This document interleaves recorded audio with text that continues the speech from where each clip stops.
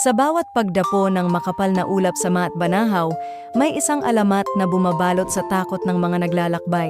Isang kabalyerong nakasakay sa itim na kabayo, dumadaan sa madidilim na trail, walang mukha, tanging anino, at malamig na hangin ang kanyang iniwan. Sabi ng matatanda, kapag narinig mo ang yabag ng kabayo at mahangin ang paligid, huwag kang lilingon. Isang gabi, may tatlong magkakaibigan na nag-hiking sa bundok. Sa gitna ng makapal na fog, biglang tumahimik ang paligid. Napalitan ng kabog ng kabayo ang hangin. Muling lumamig, parang may dumaan. Sa gilid ng trail, isang figura ang lumitaw. Nakasuot ng lumang barong, walang mukha at nakatitig sa kanila. Napako sila sa takot, halos hindi makagalaw. Sa isang iglap, naglaho ang kabalyero kasabay ng malakas na hangin. Ngunit naiwan ang bakas ng kabayo sa putik, malinaw na bakas ng mga tapak na walang may-ari.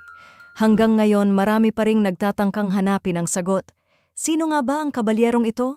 At bakit siya bumabalik tuwing nilalamon ng fog ang bundok? Ikaw, may lakas ka bang sumubok maglakad sa trail ng Banahaw sa gabi?